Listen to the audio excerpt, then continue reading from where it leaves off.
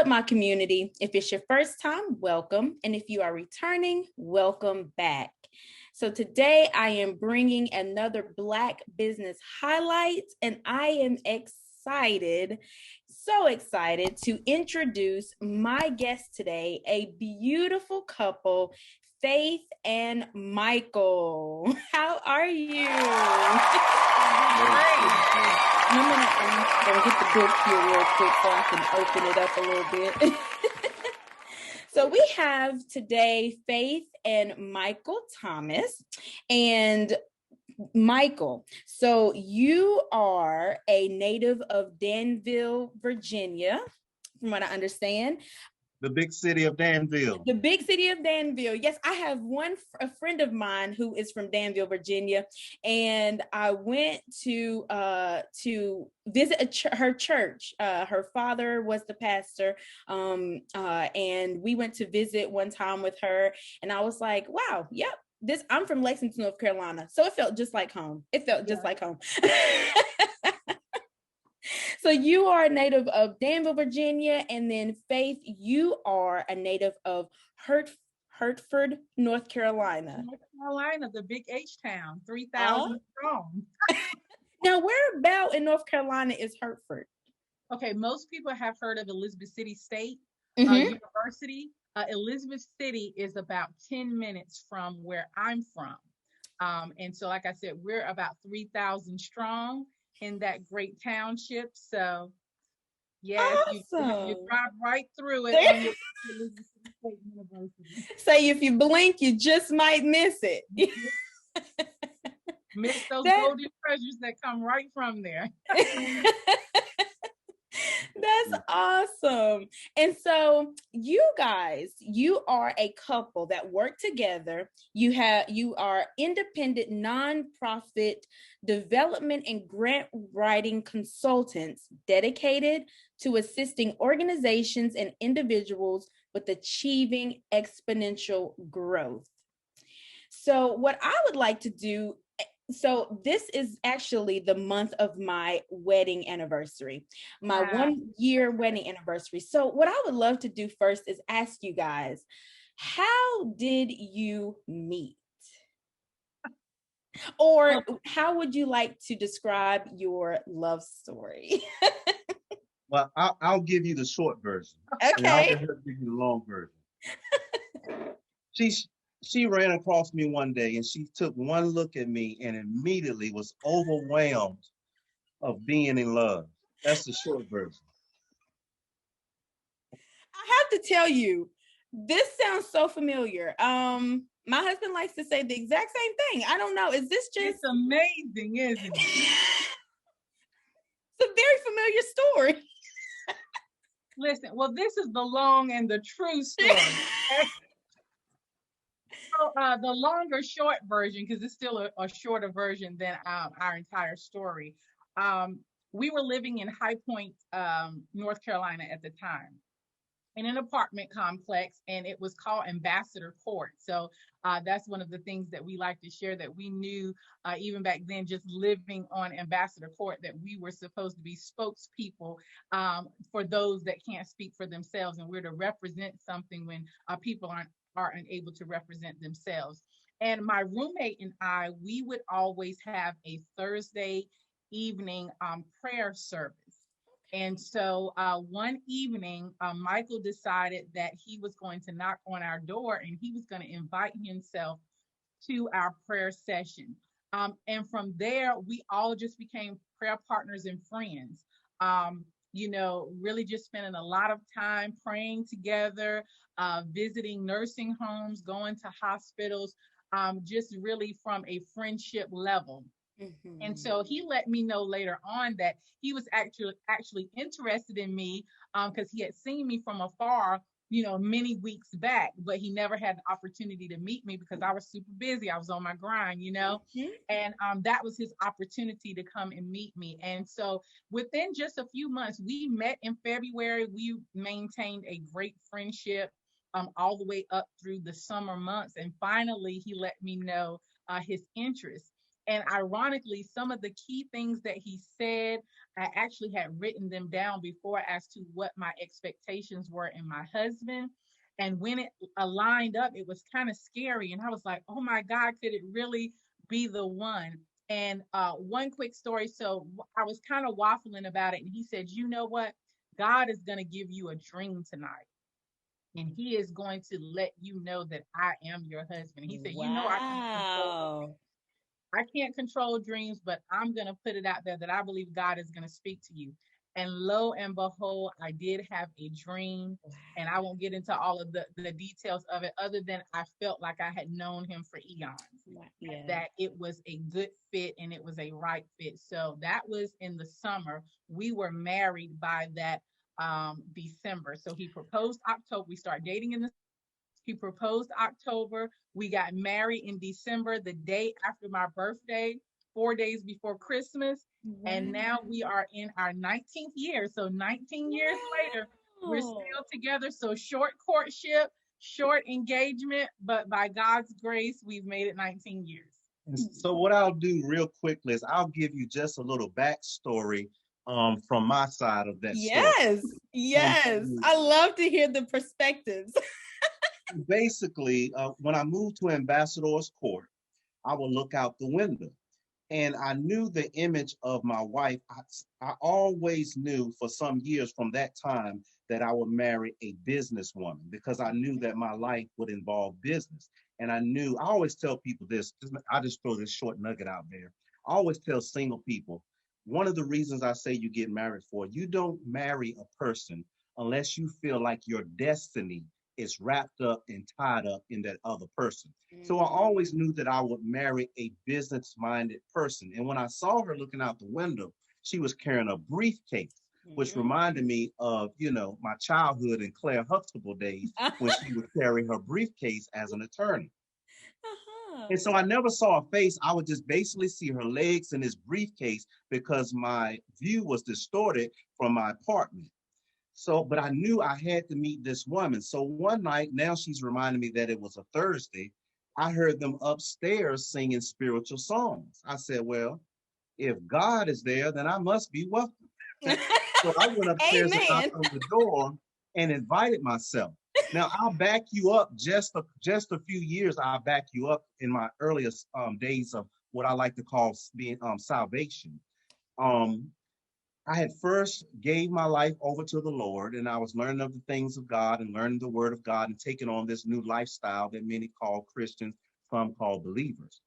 And so I believe that God wanted me to really, really settle down because I had come from out of my past of being in different relationships. And I was celibate for several years. And I was starting to get a little antsy, and there was a lot of, people approaching me and hearing words from the Lord that God said this and God said that. So I believe God wanted to settle that down. And I think this was around 1999. And so God laid on my heart, he said, just settle down and seek me because you're not going to get married until 2002. And this was in 1999. And he showed me in so many ways of what some would even call somewhat of a vision. He showed me that there would be two people coming together with zero at the zero in the middle, two at the beginning, and two at the end. And I would get married in two with nothing coming in between, two at the beginning, two at the end in 2002. So I was settled. So getting back to that day on Ambassador's Court, when I was invited, I invited myself to their apartment. As soon as I saw her, I didn't say anything, but I felt and I knew within myself that's wow. So that's a little backstory to my side. I won't go into the other details, but that's the long short story. The long short story. But you know what? I absolutely love hearing love stories because like there is so and like you said, those are the backstories, those are the parts that you share, but there is so much in between there in the stories. And what I love about your story is that, like you said, y'all had a short courtship and then you knew what you knew, and so you got married in like literally the same year that you really met, and you guys have been married for 19 years. And February the 21st, we met 7 days after Valentine's Day. So we celebrate wow. February 21st is one of our dates we celebrate along with our anniversary date. Wow, it's beautiful. And I love hearing that because I feel like, some people may have this perception that I'm supposed to date this long, and you think that it's supposed to be all of these different equations and all this kind of stuff, but when it's the right thing, it's the right thing. And you might be someone who's been in a relationship, a longer, but if you meet the right person and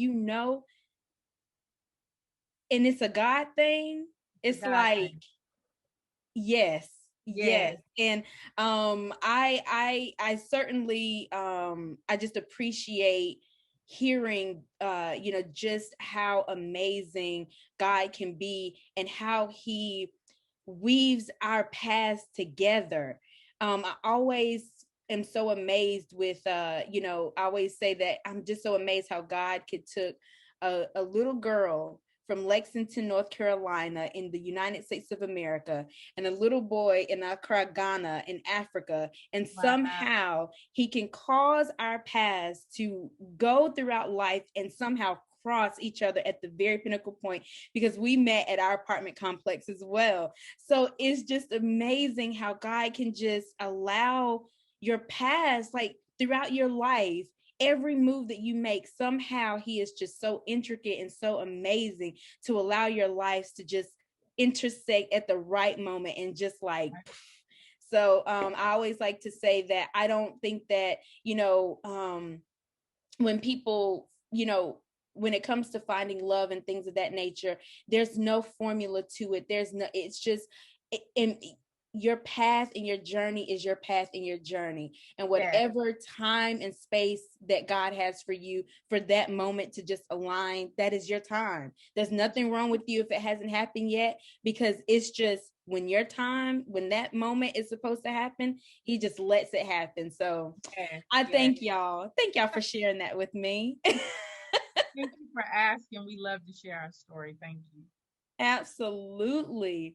And so sort of getting into your story and your business together and what you guys do. So you collaborated with a number of African American grant writers to write a book, the Blacks in Nonprofit Grant Writers Edition.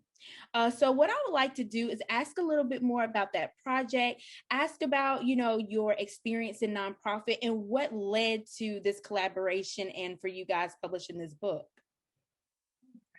So Michael, did you want to? Well, I learned a long time ago, if you want to look good, let your wife speak first. Well, you go ahead, baby. So actually, it's one of those things, just like you said, when it comes to, meeting your life partner and your soulmate, that sometimes you're just out living your life and doing what you know to do to make a difference in the world and society, and opportunities will come your way. And so Michael, as part of our business model, one of the things he's doing is he is constantly scouting for opportunities and looking for information on how we can even grow in what we do. Whenever you stop learning, then you're no longer growing. And so, in his attempt to make sure that we're on the top of our game and we have everything that we need to help people, he ran across an organization. And within this organization, there are African Americans that, share tips, insights, information as business owners and people in the nonprofit space. And so from that, the lady that was the visionary of the project, she just said, I noticed something about you guys. I like the dynamics of how you all work together as a team. And I know that you all do grant writing. You guys are grant writers and you coach people about grant writing. Would you like to work with a team of folks where we're going to be all African American writers writing for Black people, by Black people, in order to advance the work that Black-led organizations are doing? And so we were absolutely delighted, because out of the thousands of people that she could have picked in the organization that we're affiliated with, she saw a light on us and a favor on us, and valued the information that we would bring to the table. And so she asked us to collaborate. So we're with, believe it's 5 other authors. So it's 7 of us total. And they range from living in areas as far as Hawaii to California, all the way here on the East Coast, us representing North Carolina. So we love the dynamics of it because it not only shows the diversity, that we are not a monolithic group when you think about the Black community. We all come from different experiences. We all have a different imprint when it comes to the world of grant writing and helping nonprofits get grant funding to do the work that they do. So it was an exciting project. I believe it's over 100 years. If you take all of our years of experience, it's over 100 years worth of experience that has been put into this book. And so we know that anyone that is interested in how do I write a grant? What are the components that I need? What are some of the most important things that I need to know? This book, Blacks and Nonprofit, the Grant Writers Edition, is one of the absolute best tools you can have to be able to do that. And I would just add to that, not only to say, because she mentioned 100 years of experience, and she also mentioned grant writing, but the book actually also deals with a lot of different tips on how to run a successful nonprofit organization. So it's not just limited to grant writing, but it's also grant writing, it's nonprofit work, and just charitable work and humanitarian work, all put together. A lot of great tips, but the focus is on grant writing. I actually have a copy here. Here's the cover. I'm not sure if you all can see it. Okay, you have a copy. Awesome, awesome, awesome. But actually, and you'll see if you actually go to our website and you're able to purchase a copy, the foreword is written by the visionary who asked us to be a part of the project. Her name is Dr. Ronika Thomas. We have the same last name, but we're not related. We've checked, and as far as we can find out so far, there's no blood kin, but there is definitely a family feel to our relationship. But her name is Dr. Ronika Thomas, and she's the president of the National Nonprofit Minority Association. And this association is connected with a group of people all over the world, basically about over 50,000 people all together between the social media and all these different types of things. So it's a large group of nonprofit professionals, and many of them are grant writers and founders of nonprofits. So we're so excited to team up with, we say it in the book, this is some of the best grant writers in the nation. Yeah. Some of them have actually been writing grants just about as long as we've been living. I know there's one young lady, I say young lady because she has a young spirit, but she's been doing grant writing for 40 years. And all put together, we've all written about $1 billion worth of successful grants. If you take all the grants, that means $1 billion we've contributed to organizations receiving money.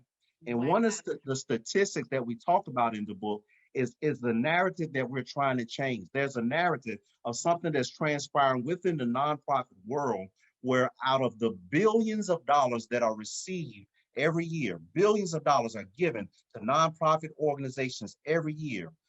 Black-led nonprofits only receive 4% of those billions of dollars. And so we came together to put this information into the hands of our community, to empower our community so that we can change that narrative and we can change that 4% of billions of dollars and raise that percentages so we can do greater humanitarian work. Like I said, there are grant writers and authors from every coast, East Coast, West Coast. We represent the Southeast region, North Carolina, South Carolina, etc. But even one of the grant writers, he's from Hawaii. So we really had fun, enjoyed collaborating with the authors of this book. Yeah. That is amazing. And there really is a need for this information because, I personally am in the process right now. I'm very excited that waiting to get the thumbs up that we have been approved and that our application has been approved for our nonprofit 501c3. And I think that it is eye-opening and enlightening to me since I am really starting this process and knowing that where we are with the nonprofit that I've been working with, we have a scholarship fund that my mom and I started in honor of my brother. And all that we've ever done was a fish fry fundraiser every year. That's the funding that we had. All the money that we've been able to give in scholarship funds have been from a fish fry fundraiser. And now that we are actually getting established, and thankfully we've got an amazing board of Black women to help us to, get some more ideas. And one of them, she is experiencing grant writing, but I think it's an eye opener whenever you shared like the 4%. You think that, okay, I'm going to start my nonprofit. When I go to apply for a grant, I'm just going to get it. And there's not this understanding that there are pitfalls, that there are red flags, that there are things that you need to look out for. And so I'm interested to know, in your experience, are you able to talk a little bit more about what you have seen has been some of the big issues with African-American led nonprofits in getting that funding? Yes, definitely. So one of them, and it's kind of ironic because we know it's all about the work, doing the work in the community with a nonprofit, right? But unfortunately, many of our nonprofits, we don't know how to articulate what it is that we do beyond the need of what needs to happen. Okay. And so one of the big things that we work on in our business, which is M&F Consulting, what we work on is to help people develop a program that will qualify for grant funding. And I'll give you an example. Like I said, I'm from a big town of 3,000 people. And one of our statistics is, as far as divorces, there's like 0.0001% of people that get divorced, which is a great thing. However, if you were a nonprofit that wanted to focus on counseling for D4Cs, or is it D4Zs? I forgot how to pronounce that. But either way, if you wanted to have a program for people that have been divorced, then that wouldn't be the program that you would want to have for the demographic of people that live in my hometown. And so what happens a lot of times is that people have an idea and they have a passion for something, but they haven't done the homework concerning the community that they want to impact. And you have to make sure that there's a great enough need that there's actually something to fund, because you don't want the majority of the funding that's needed to go only to the person that needs to give the service. So just say, for example, it takes you $50,000 to pay someone to do the work, but the actual program only costs $1,000. Right? So again, what we do is we help people. One of our services is a feasibility study. So we will ask people, if you have an idea, bring it to us and we will show you how to do a feasibility study, where maybe you still have a great idea, but your demographic, as far as who you're planning to serve, you may need to change that a little bit so that you can be able to show the grant funder that there is definitely a need for this program. And then the second layer of that is that you have community support. So that's just one of the pitfalls we really see. They never really develop the program. For example, how do people actually get into the program? What qualifies them to take part of the program? And then what is the exit strategy? Because, grant funders, they want to see at some point there's going to be an impact where that person may not constantly need that same service year after year after year. And how are you tracking your impact? So again, those are just some of the pitfalls and the most common ones that we see. Really getting that program developed where you can articulate that it's definitely needed and that you built it out from start to finish where it warrants funding. One of the things I want to add, just in real short, in addition to what Faith was saying, because you kind of asked about pitfalls. I would say the number one pitfall that we've seen in the nonprofit arena, just to simplify it, would be not having a well thought out plan. Anytime you go into a bank, and if you have a business and you want the banker to invest into that business, one of the first things that they're going to want to see is your business plan. That, in my favorite book says, write the vision and make it plain. So there needs to be something well written out that the investor can see has much value. And so it's the same thing in the nonprofit world. The investor is the grantor. So whenever you go to that grantor, I like to liken it as an application. The better application, the better your resume is, the greater opportunity you have to receiving that grant. However, if you go in and you fill out that application or you bring forth that business plan and it's not great detail and things of that nature, guess what? There are going to be many, many other applicants that are more qualified than you are. So what we assist people do is we help them become more qualified. And oftentimes they're already qualified. They just hadn't taken the time to properly word and present their qualifications. And I'll say one more thing. Another pitfall that we commonly see too is sometimes people partake of activities that really isn't related to their mission and their goal.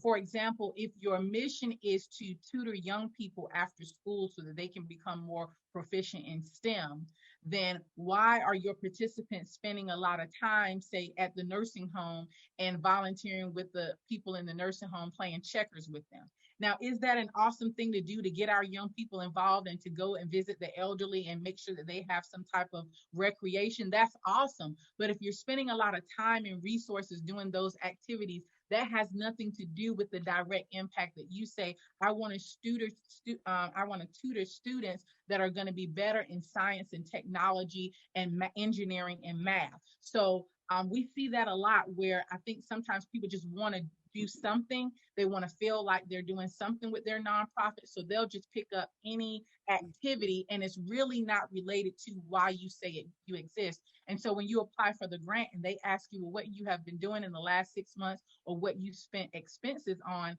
and they see that you had to rent a bus, you had to buy the children lunch, you had to go over there with the senior citizens, you had to bring cards, and they're like, well, you just spent a lot of money on something that has nothing to do with your STEM program. So we see that a lot when people kind of get stuck and they don't know how to grow it, they don't know how to expand it, they just start picking up these arbitrary activities and it really doesn't relate to what they say they're in the nonprofit space for. In essence, what she's encouraging NPOs, nonprofit organizations to do is to stay on mission. Continually be viewing your mission, be mission minded and stay on your mission. And all of your activities should be done looking towards an outcome of your mission.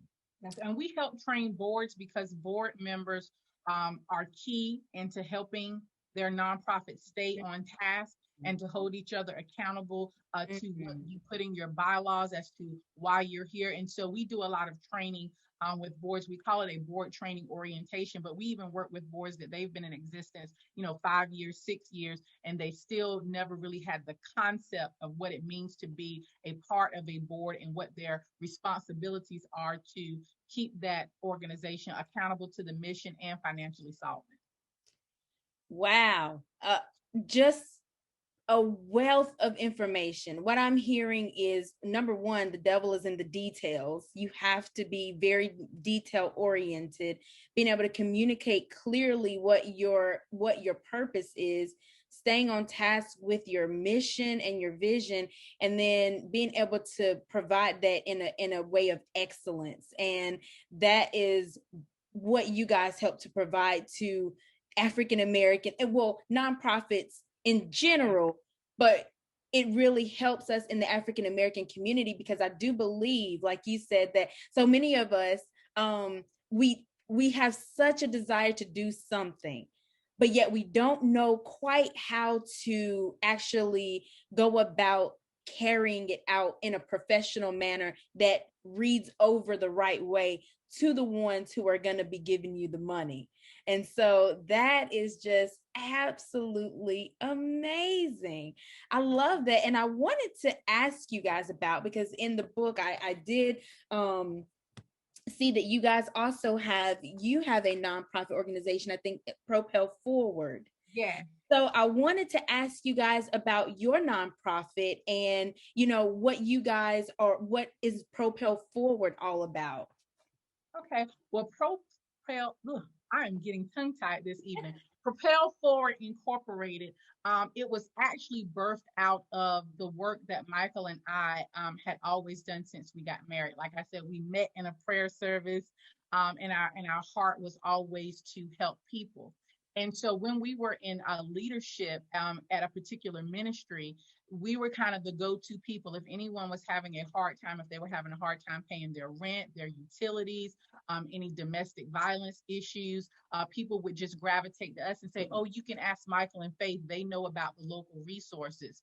And so as we would do that, just year after year, Michael would keep a binder of just resources that we had come across for a just in case moment.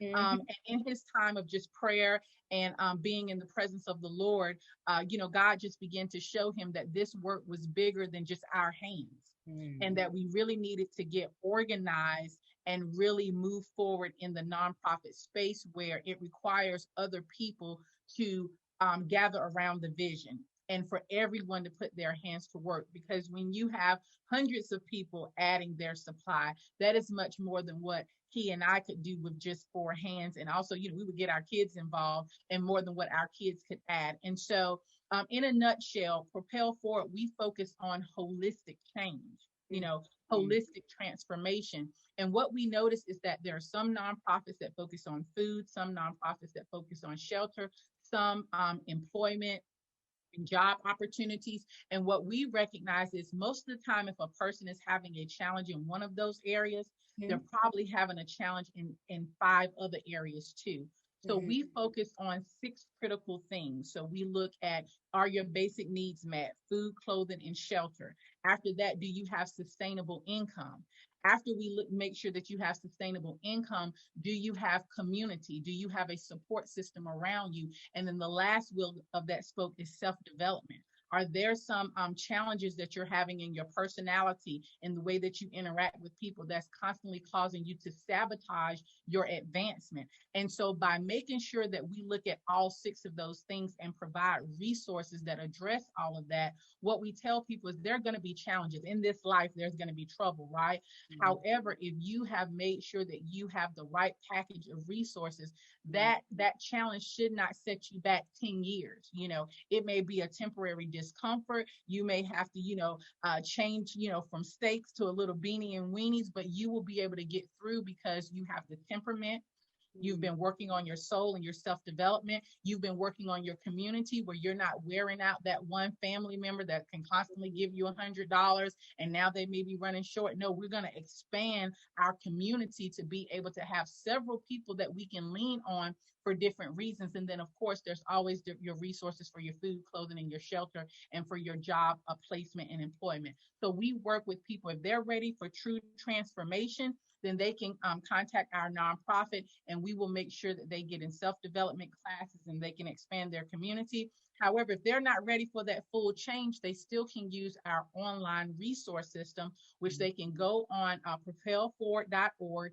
And if you need food, if you need clothing, if you need any of the mental health resources, with the click of a button, you can find out in the Winston-Salem area and in the Danville area, Danville, Virginia, where these resources are. And so it doesn't take any interaction from our team to do that. But if you're ready for full transformation, you contact us and we coach you through all 6 of those critical spokes of life. Wow. I'm like getting full here, you talking about it, because I just imagine, and I think about a lot of times when you see individuals, maybe outside on the side of the road or what have you, and they're, holding up the signs, we'll work for food, or, need money or things like that. And you just think like, man, I wish there was something I could do. I really don't have a lot to help. But, I just hear like individuals in situations like that, or just people that you pass, or like you say, that family member where you constantly, they're always in need of something, where it's like, no, literally there is a resource to help you, and you can actually come out of this thing. You don't have to stay here. And I love how, this is one of the programs that I feel like I've heard about, where it is intentional about helping the individual not only just find clothing, not just find housing, not just find, but literally it's a holistic, like you said, approach, where we're going to help you here. And then we're also going to help connect you to the resources with all the other external things that you're going to need to give you a good well-being of life, And I'm like, man, that is amazing. I love that. And I was just going to ask, I know that obviously one of the first resources that I could imagine that you would advise anyone if they're, out getting ready to start a nonprofit organization or anything, to get the book. Get the book, people. Oh, let me make sure the book. But one of the other questions that I did want to ask is, if there is an individual out there, or maybe a group of people, and they are starting the process of that, starting that nonprofit organization, what might be a piece of advice that you would like to offer them in just helping them to get started so that they can actually succeed? Yes, yes. So one of the things that we make sure that we share in our consultation is the concept of collective effort. Mm-hmm. Okay. And because our community, we a lot of times our leaders in our community, we are high capacity people, and we can do 10 things at one time, and we can do them very well. And Mm-hmm. because of that, sometimes it is a self-sabotage, because when it comes to a nonprofit, you need to have a collective effort mindset. And so one of our tips that if we could give today, if you're going to start, is to begin to talk to people that you would like to serve on your board. And those board members should be people that have a like passion, Mm-hmm. not just a person that just wants to support you because, hey, that's my sister, I want to support what she's doing, because that's only going to carry so much weight when it comes to getting into the work of actually building a nonprofit. And then make sure that they are willing to, even if it's just at a nominal amount, to put some type of financial investment, even if it's just $25 a month, to say, I will give $25 a month because I believe in this mission. And if you can get 5 to 7 people that would be committed to, for 3 to 4 years, to say, I will help you get this off the ground. If you can get a great board with a collective effort mindset, that is the best place to start, because then we can come in with our consulting company, and yes, we can take you through the paperwork of your 501c3, being recognized by the state, putting together your program. But if you don't have the hands that's going to help you work it, what will happen is you'll have an unsustainable program, because then it's just you and maybe your spouse, and you're spending all of your time on this nonprofit because you don't have a collective effort energy working with you. I have to be honest with y'all. As you were saying that, get a good team, I remember when I started the process of applying for, to get established as a 501c3. And I remember I was working with a friend. She's also in consulting, and she was helping me start the process. And so when she brought up this whole idea of, getting a board, I was completely like, what? So me and my mom can't just do this, like, I was so confused. And one of the important things that she said is exactly what y'all said. Make sure you get some people who has a passion for what you're doing, and who can bring something to the table. And I mean, my brain was just wrecking. But now, as you start to get in the thick of it, you start to understand why that's so important. And these are things that, like, when you're just an amateur person out here, like, I just want to have a scholarship fund to honor my brother, you don't think about all these things. You don't understand how all of this is important. But like you said, when you actually are looking to make this something that's going to carry on for a really long time, you won't sustain it just by having your mama and you. What is a quote that you would like to share with individuals that help to inspire and motivate you? Well, I would just say that one of my favorite motivational speakers quote is, I like to remind everyone that you don't have to be great to get started, but you do have to get started in order to be great. In other words, when you first start off a thing, you may not be excellent with it. You may not have all the bells and whistles, all of the funding, all the finances, all of the team members. But as you get started and as you go, know that greatness will come, because greatness is on the inside of all of us. Amen. That right there will preach. That's a sermon. So thank you so much again for your time. And I just want to encourage my community out there. If you are starting a nonprofit organization, or if you are already established, but you realize that you're not growing, you're not seeing, the growth that you want in your nonprofit organization, I encourage you, reach out, check out Michael and Faith Thomas, M&F Consulting. Again, information is in the description. And I just encourage you to check them out. And I also want to encourage you, as I always do, if you have not done so today, I want you to stop, take a moment, find a reason to laugh, and keep smiling. Until next time, and always, stay blessed. History has been made. Written by the nation's best grant writers, the Blacks in Nonprofit Grant Writers Edition is available for you to write the vision to fund the mission. With over 100 years of grant writing experience, written by all African American grant writers who have received over $1 billion in grant funding. Request your copy today at www.michaelandfaith.com. Again, that's www.michaelandfaith.com.